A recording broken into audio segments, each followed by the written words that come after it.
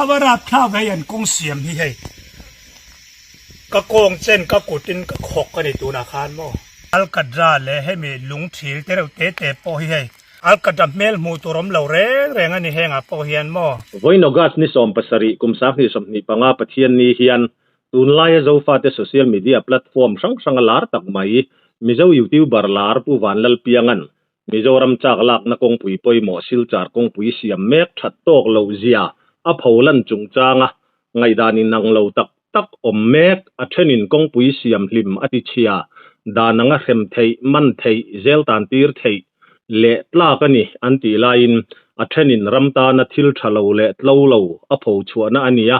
hetianga a che hian mizoram mi pui le sarkar kong siam mek tu te po beng har jok se hetianga mi pakhat pho mai theya kong pui siam hi ani dan turani lo ti pol anom bok ti chuan he mi chungchanga hian mizoram palar mining engineer le dan lam thiam advocate pulal riat ranga changte kan bedon ani u riat ti baile chi bai chonga kha thuma roi kan soidau puata tur lai pu piang te kong boi pui chungchanga khan thir dan le mu dan i lo nei sa nge in keringa chu han soi pop mai la i soi kar laka zona a omemo engemo khatiang anga ron react tur ka nei chuan kalo potchat mai don chenia dia kha alar phiana awang chu piang hi ani nak tlam apon lo khema sala ka poi ti lawa piang hi kam hu dan chuan pafing tak ahuna chuan ader kan teng chi phok te wa chedu ni na langamo chuan piang hi ping ru riau rewania views awang ani tan ti pokeng ma chen chi dik mai thei amaro chu India Rama Games khela poisa hlo theina rin tlak ber bejili hi sunilion le Bengali Star Nusrat Jahan tekal tlang hian lo mer riat vete tuna in register la thlonin cheng sang khat za som pakhat sign up bona si dongang slot games khel nuam tak tak khel la i loman ol sam takin la role cheng za lek deposit in bejili hi nuam takin a khel theya phone pay Google Pay mo bank transfer mangin rang le him tak deposit theyani injiak lud la promotion section a lud la promo code RICH 80 mangin za welcome bona si dongang tuna join la games zong a cheng za thum welcome bonus claim ro ithil pek don tur thalutuk hi chan hausu Caribbean Premier League nei chungin zaruk samuruk paruk parsen kar khatari lot bonus baka thil pek makta duai samuruk vel hu LED TV tablets le smart watch te po adon thei bejili app hi download la cheng za ni idonga Facebook a review da la cheng za somnga dang ne na vain cheng za thum somnga I hlo thei bok comment selling ganda tang hian in register la bonus cheng sang khat za som pakhat chu claim ro le amaro chu ama piang hi ka beto mo piang en ti tia kha ti be sim nge ka te chem ngi nia ka te an kong kha che ma khlai kong bor vel thei kha chu pushet I tun ma kong an siam sang ni som ko ti vel mani som pre ti vel an siam al kadra an luan kha chu ala tha ati chu mi chunga chon athom na asi al kadra khan luan chale ta ni an al kadra luan kha an noi lu tuk mela an nem lu tuk ba ka motorin achil khan aton kha khuar to ati alai kha apong that me ati tu hi la ti vel tan phechuna lo me ma khlai kha kan enchen ve khan ai chu diklo ani dan turani lo ni an thil siam hi an ngai nen thom na hi al ka da che mani hi tierun highlight tum kan ni ve ati mo chu wangin ani chuan khami ngai ni kan ti hemi IPC kan ti BNS noya mischief kan ti nge sual ko mo bol ang chi te tin I dandanga umle an dan man larber bayraman dan man larber chu khatianga mi mala mo khu hobina mo sarkar thil an ti chet reng thon mo the Prevention of Damage to Public Property Act 1984 ombeni hey he thile hi mandeu leka solai zuang tu ya an ngeni khol mo ro khol le al kadran pel pol na khol kha kami anti chet tum po khan an hal tum po khan Prevention of Damage to Public Property Act 1984 hian I kalau melde to ke chong khlai kha maro chu panel piangana ati ta na kha chu asoi dan chuan kong khati chet sim atumani lawa mi sem sa kha kong chetol tuk a highland tum na khalai bor to phei chu la omlu tukania alai kha pong ni chumo tuan sir khan hiam ta asla oma anal box yati chu wang khlai kha I kan han highlight ve mi ni ye tin banal piang se kha banal piang khan tak tak a chuanin kong khati chhim hrim tum ni se chon video al don lawa tro aro kin kong khati a themei dona chuan banal piang khan hemi the Prevention of Damage to Public Property Act 1984 kan ti te I PNS the thum sam ni palina mischief kan tiang chi a hianin banal piang che dan kha qualify kat lo ni je kan se kai lo kan mo tuang tun ma chun IPC zeli som ni pangana zeli som ni porukma zeli som ni pasarina nuai khan mischief hi an sei fiatani hey ngai ni mimal thil mimal motor in le lo ti vel va ti chete so khar ti chete hi om beshim shima tu IPC tu na chon IPC ka BNS an le to van BNS da thum som ni palina no yan mischief ka om tani BNS da thum som ni palina in mischief asin at define na sai fe na chon at ava khoi tu khanin intend to cause wrongful loss or damage ngai ngai tani banal pingana ati khan I akong siam tu te kha loss asiam tir duem jem an log big ma hek vedel se ti angin kong kha pati chem ti chet mel lawni tuan damage atile kong thas sa avalai chem obong to thovalai che kha ani lo le tani kong kha sa bati chet tum tin se damage khan ti bati chet tum kan ti don tani tuan balal ping kan ai intent ta khan criminal intent kan teng chi skill so bati tumna I kong ti chet sim mo engam loss asiam tu te ta na sum le pai loss ani na turang chi khan ma ala lawani chu wangin asoi angle kan fe tem pui tur chu balal ping khan YouTuber in kan sevega ka kon sinon to lo banga tin views alak thiam dan je te pokon sia kha chu problem ani lo crime ani lo mo mi an smata asum don na lama tiktak dan ang taka inti laramo sasal themo lo that so chuan engma social take an nei lo asmat tin ani me IQ watha sum don na views anga pha income nga pha tin ani me amara tu manal pi nga thil ti a hian I kumi kongsiam tu BRTF kan ti BRO mo border roads organization ho chan na ya kumi highway ko khata khan BRTF ho BRO ho tang khan sumla pai lost ti version sim teng ati lawa chuan damage kan tiang chi kha I kong thapa ngai kha kan ti chira sim kan ti na ani lo ni chu vain BNS zathum samni pale hian manal penga thil ti a qualified lo ni ka ti sem thei ani lo khate social media athan chuan ama engeni anzuk dem na lai dewa je hetiang te chu zel po tan tir mai tla ka ni hi hetinge kong an siam mek la ya hetiang angati chetum sim te pu tlat khanom ta ni kha criminal procedure code kan ti BNS kan ti ta ka chun mo ngani CRPC kan ti ang chi criminal procedure code a misual ang kan ban man don chun an ngai to na khan thil sol ti an tum photur ni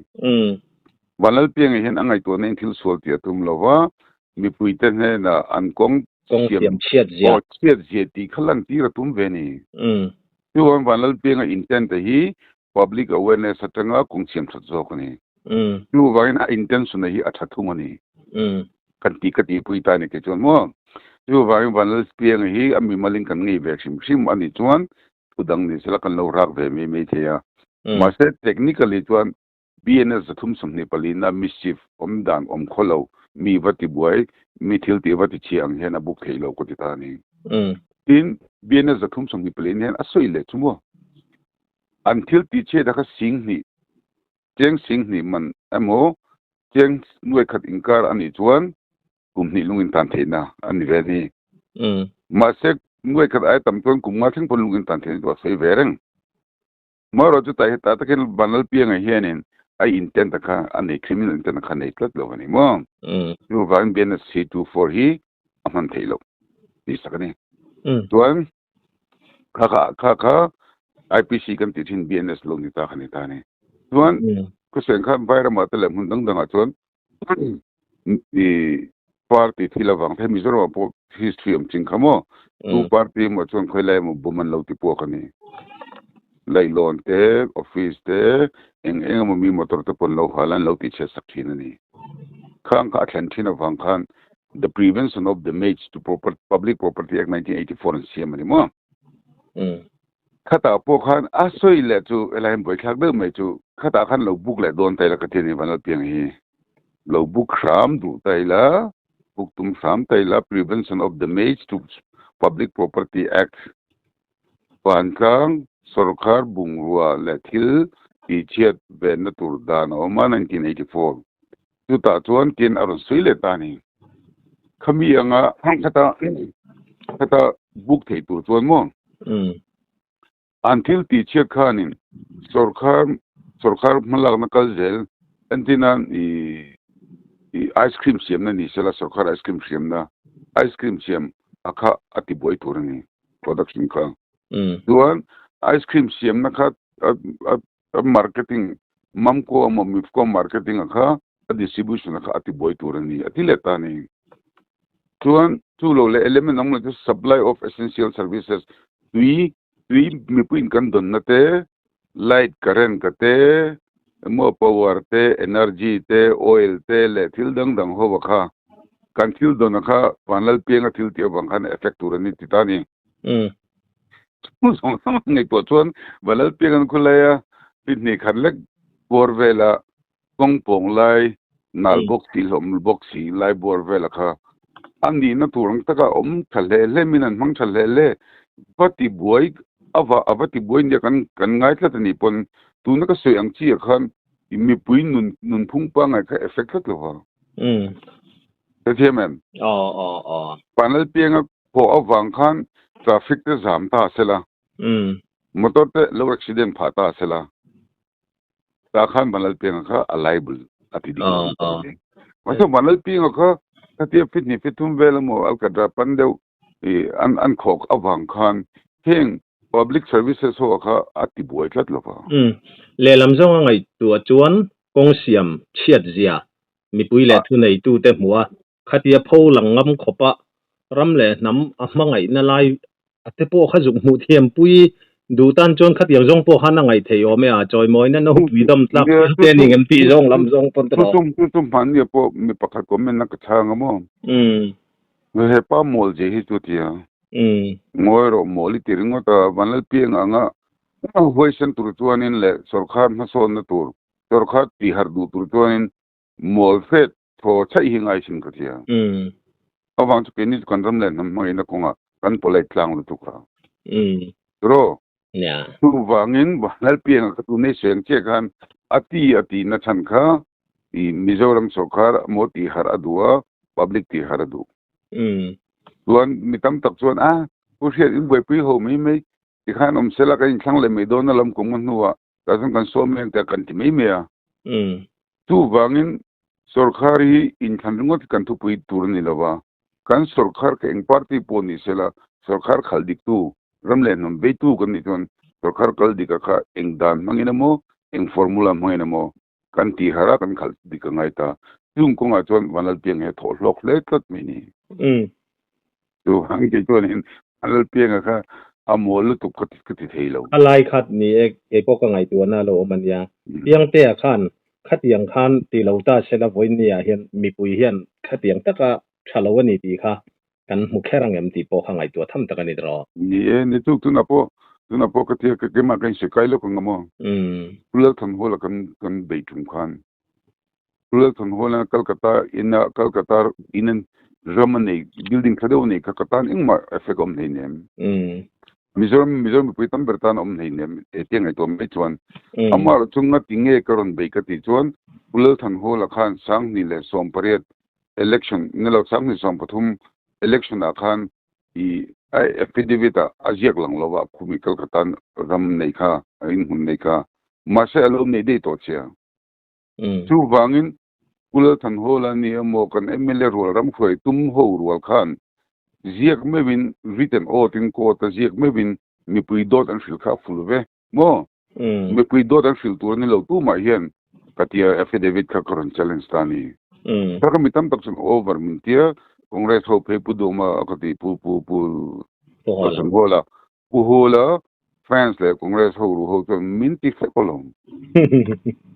kati chana khatu u ho la ka I sig phang ani lo kan dang phoi tu te na anti khatia dot an lo sei mai men du lo je ka je lo me ya kan lo sik ngai lo kha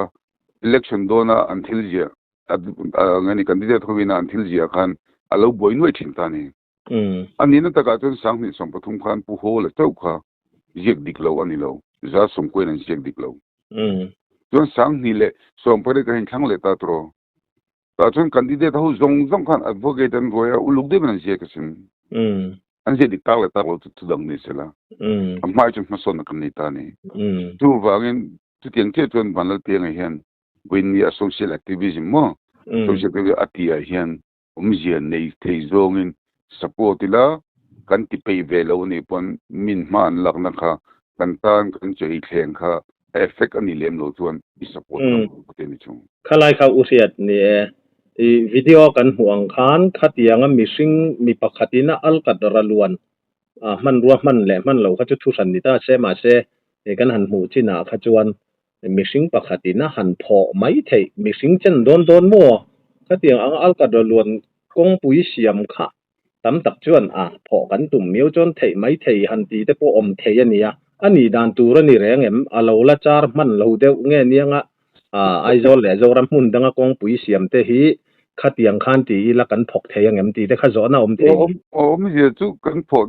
chu political party rilu chia dewin kan in be thea vanal piang kha chu eng party ni lo wa youtuber social activist na ka ngai vacation mo anti social activist ve kher lo wa tin tang por hello me thea vanal piang na ti chan tu ra khalom kan ngai to to ai intent na kha vanal piang tin san kha khula kwan ni allo ma mo accidental lo mati ni ta iru ro ngai to ve ta la vanal piang ti kho na lai ve la khan truck lo to motor full lo chak de no tlan se break ta se la alkadra ka tolta se lan tingania kaka kong dan tur ni lo khim ma tu ka chuklu tuan an kami BRTF malak na pon ni se an contractor la malak na pon se tum malak na pon ni se la atak taka chuan kong an siam dona an poisa sanction na lekha I approve plan and estimate anila khatianga siam tu khatianga pana siam tu ra mu ka chu an ni mi la bang chu lai tak chu ne ni ka zo na lai tak lai che kha chu khatiang ang khan ati tum ngar te chong khoi munna kan mizoram kong pui te po hi ati theyang chu ti ngai dan nei te khan lom theya amai ro chu entir nan hei tu na kan kot ang te an ron siam te kha chuan ti tu mo ti la khatiang kha a thei ka ring mi alawa tin a thei mai lo pon ni lovin public property mi van tlang ta na thil tha an siam na lo ti che sim ma kha chu prevention of damage to public property act khan on betani amaro chu kha iti na chan kha tu nan banal ping na ti na chan chu kong kha che to lo asir ton be khan al kadra kha aral to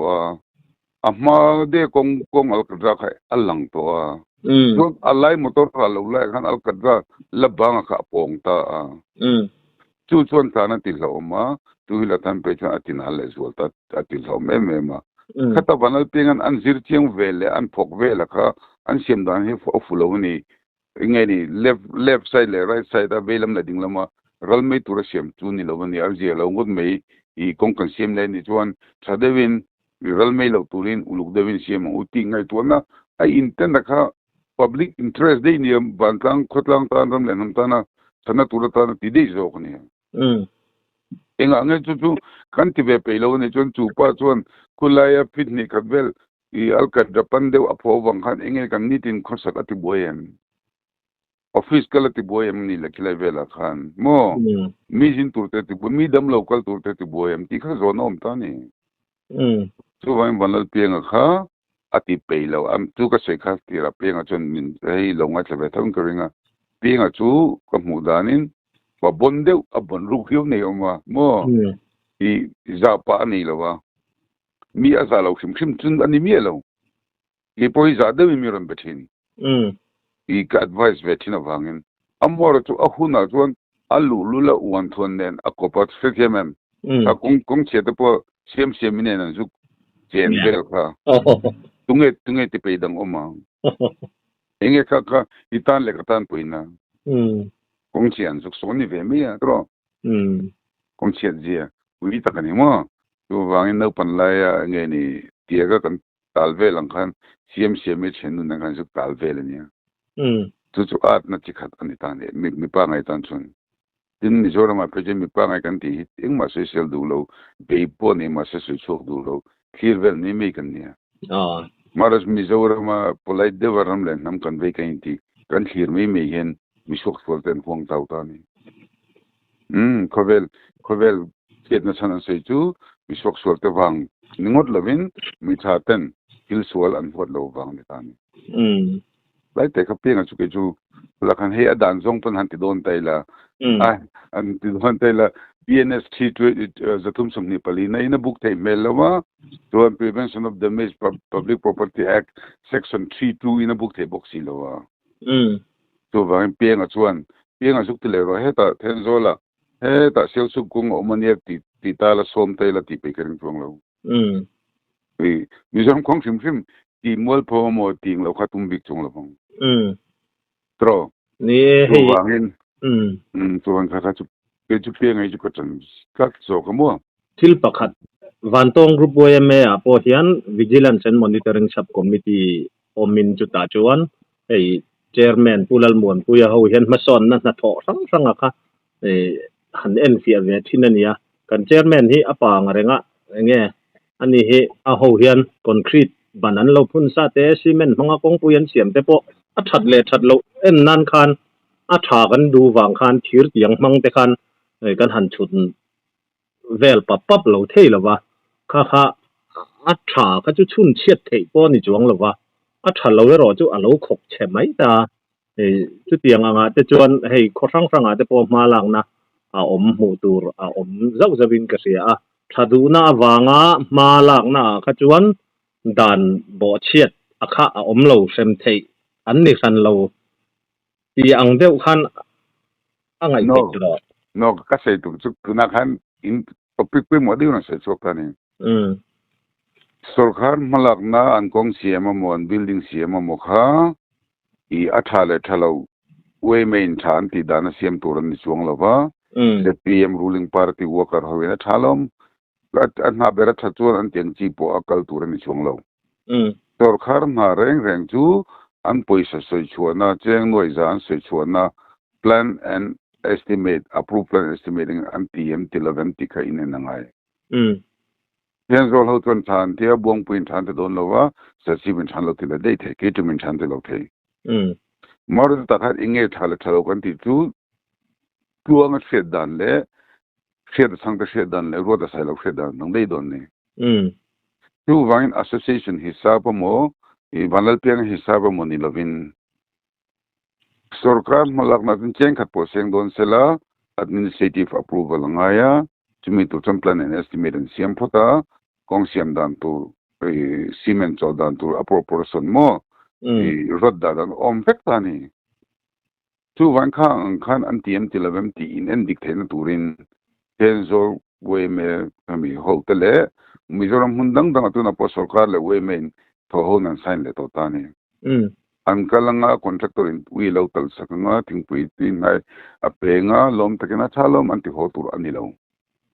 อันนี้รอลไปโลโลนี่ตัวนั้น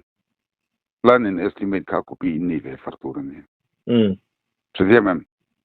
ตัวนั้นเฮียนมิโซรัมสุรการินาในรูปดันอุลซัมเบอร์จูสกันอินจิเนียร์เขาแต่รูปดันอุลซัมเบอร์จูบิ๊กพาร์ท plan and estimate เสียมไล่ขันบังตัวละจวนบิ๊กปันนี่พายินอันโอเคอันสกุลนี้ส่วนรถพบ10 mm 12 mm ปารุกสมมันตัวที่นั่นจกช่วยตานี่มาเสพปุ๋ยสารสวยสุกันนั้นถอดเชือกกันบริกปันนี่บกตัวครับบริกประคัดดิ้งอินอันเสียมันขลายแต่ข้าสุกันเสียมังไงตานี่จูบางยิ่งกันไงดังฉะนั้นบริกประคัดปวดชัดเท่าลมกันตีเลยสีจวนอันนี้รู้กันผมปุยตีนั่นนี่จูบางยิ่งชากันตีscientific เดวินมั้งผมจะในเดวินฉันโซลฮาวินทรายตีละตีละเว้ยมาวินทรายตีละตีละลำปังนี่ละวินZPM worker ฮาวินทรายตีบางนี่ละวินเลย MNF คงเลยสันตีบางนี่ละวิน approve plan and estimate อันปุยสวยชัวร์โดนะกันตีอันตีคันอันตีตายอันตีกันไงเจียงเอ็มนี่ขลายกันจุเจียงข้า aplan na kha anti dang tur kha je ki ni ve silong ni chon eng chung in ve endi kanga nei ve thap zer ro ko tin ni chung kha PW do fisang mo khan dil me ulamo ko ni sela kalai kha chu chianga ngai tai la ti chuan hei Mizoram chak lak na kong pui ber mai toy fel devin nu kharnan te po ni ta sela tra enge heti tak maya ni ekum tin maya kan problem ania kumina an zual kai deu ani akan seve ka mi puin hei hi enge chander ni anga soitur chui setre nga i ngai dan sim sim la ya kan tunaya that thei deu dan tur a solution na kha enge i ngai dan me puin ngai to me lo chu land acquisition compensation akan boy re le tuk ma ni si compensation hi ka sei fu thi na mizo tong kan le hi jang ma dom na ni jang tinalowin jang ma kan dom tir na sal tuk sin nantinan VC pasan niya tig hunturan niya chuteng khateng ne LSC ne pil pata ne kan tia highway rong kaldo na kon lai do na kan tia atam the ang berla kan tuma war fakawin advocate an rona an ruaya an sibuya chuan heta original kong pu estimate ati boy pot pakat na chuan apan hinna le chuan tuna kan kong soikha national highway b ka ngai tai la tro state highway national highway re to Ministry of Road Transport and Highways hobin an acquire to an nei tol nuwa chuan state sarkar involved na nei tolo maro chu helai chho borvel kon pui chho helai borvel a hian I lane acquisition kha aboiri em ni national highway an declare to sian is to sia chuan NHIDC malak chho turani lai khan NHIDC in lane acquisition la fellowa antia an poisa an seng sheveni tumi kara chuan Mizoram sarkar in thiam takin Mizoram PWD National Highway Division hobin MORTH tele NHIDC kaltlangin suman lo vala vea hejkon lo thok menga chuti khati tani chuan poisa at tir tak chuan tho an vachua Mizoram sarkar intro emene phun lai te pon tho kong sun lai te pon tho an chua central bank poisa na chuan thok thabak lova kon sei menga asa cheng ho pe chang khulai sairang kong phei te phei ku chu usiat poisa man na tam to lo to ko rang ka chak pon na kong khu chem te ngam te yang khop chuan sum siam na kan long mangani MNF congress apot mong to preteman chuan an ti dona I poisa na dele lo khan NHIDC pe kan tum le ta ni NHIDC han la chadu to lo ni chu wangin poisa tamlu to ka en wang chu Mizoram sarkar PWD nan man kha NHIDC mo an purdon ta mo maintenance liability period ten so chota ni chuan tuna hian I alignment thar pu Mizoram thang alignment ti mai mo alignment thar kal le do na chu national highway to so ta tuna kan boi pui I kongchet na lai ta kho chu an ring le don loil si lo bani to kia ma'am NHIDC phur takin go boi pui pele ta si lo bani tuna khan national highway cheng no examuni maintenance be sam nan an ron thole national highway NHIDC lalpa executive director mo an CEO mo khan itala ining veng thang tu wang khulai phei khu chu atir tang photo lo chu NHIDC le Mizoram PWD nine ankol chok in norkol vel khan ati cheta tin kuseng khan bulbera chuan kan Mizoram mi pui kinit nangni te po I channel kal tang ka request du chu central mo company lian in nakina manor le bethin don ni chuta chuan project chatak tak ronda andu lai khan compensation jang dom na kan wala tu ko wangin khang project kha loting thin lo bani tu ram le nam ngai tan chuan ram I investment kan tina poisa kan la sen na vaklo jang kan ti na vaklo jang na kan la sem na vaklo ram ka chuan poisa lo sem vak tum lo mengo chuti lo chu kan ram in mason na kan ti infrastructure development kan ti mo development project hi kan nei thei don sat lo chu kan kong chet na ni deu ber chumo to atak ta ka chuan monitoring la ti vel kha boi thak ta Ipo kulay akuan company pakat boy ano to getting telve mo kasi no kasi vet mo ilo mga mara chu hanjir chen khan kai kwang bera chu khu kong khu ni chai di si le mizom biak na kong akala then tinak na ka tu na kong kan boy pilai ber MNF akati MLL minister ho anjuk na tlan be na thin area kha kong pui ni sung ha we an mang le don si lo ka la ka bu thak ru mo ra chu ka sei du chu re la lo lu do na mo lo du do na tun kum cho hian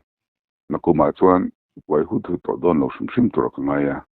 i kan ma mo ho wa kha oil ni e ti kha balkarin mo balkarin training ram phul mai do na si mui ya chang nga ti mo ya thang le de nga tu wa ngin kholai kong che ko chu kan tu le fa de chuan in an la kha thiam lo ngo sang ka pa ka pu ngai sei hi la ti ve do ni to lung len thak phian don zo ko le kong che le kha ngun ta ka lo ngai sa tu tan chuan angai nom viewin ka ringa tun lai puwan lal pianga alare me maya ngai dan sang mi zo mi puya po a in then de upoke moti mai tur ania utriata tun tuma kan han biak chana po hi mi pui ten chiang zo ka enge puwan lal pianga laka khatiang anga thu buai han siam chi te then khat chuan kong pui ti chet ti ya ator thei dan ang te kan status atin kan soi chua ka social media platform sang Instagram te FB te WhatsApp te YouTube te po nianga yang po ni sela kha usia ta kan pom na tang khan ngai danin nei ani chuan comments na ma te point on sai zui kan han do a ti chuan usia in kom na hun thatak mai min pe a kan lom khom me hun ram chang min siam saka kan han soya khan atip nana han soi du sim te ilanayem tuna I comment like rulom chumo walal pe ngaman tir du ho khan chief minister down the line official lien ho eru ho hi mantiran du ben tro walal pe khan in khulaya I al kadrat le me zong azuk phoka mi pui chan ai eru ho te la kai kan hin dim be do ne ikha ka zona ni tani tu van kan ngam zong la ka mi zo te chu kan ngam zong la cho zong la kan por ma digna tak kan du ni chuan hemi white collar theft an thi nge ni min ruk sak tu kan nei kan chan ai min ruk sak tu ra kan than lal ho te kan official lin ho te hi chungai hen I thin cheve nga mong myang tu wangin banal piang ka tu la te naw lu tuk cheng zan man nge lo stick de lo book don taila PRTF ho mo khan a contract khan cheng zan man nge a hi ka kan rin tro chu van banal piang kan khosim sima mo sarkar lam tu na po kan zir cheng mizom sarkar malak na po ni lawa BRO ho malak na ni mo mizom sarkar mo purte chem lawa tu bangin banal piang khan hobio ti tu khan banal piang ho khan ti om lo an ti ho khan ti chia an ti ho khan kan ei ru ho kong cha deu siam nei tura poisa sei chok vek to cheng zaman na sei chok to cheng som thum som li vela thokta cheng som ru vel ei ho te kha pot na chang it nok tin na chang shila cha kopang isgon petel du ni chwana teng ka chim sim bang na lamin wala kalam duk afin thak atin angai nom bokai ti hi chu ngai nom ve sim ma ya upiang te a be chanin thil kan han ti ni ya khamikara khan dan lam chungchang hiat tur poi mo tak te tin Mizoram kong pui chungchang a hiat tur poi mo le dengwar thak tak te min han sila kan lom khop mai hun rem chang min siam saka kan lom nu tu ke o kalam nu tu ko atlong ke po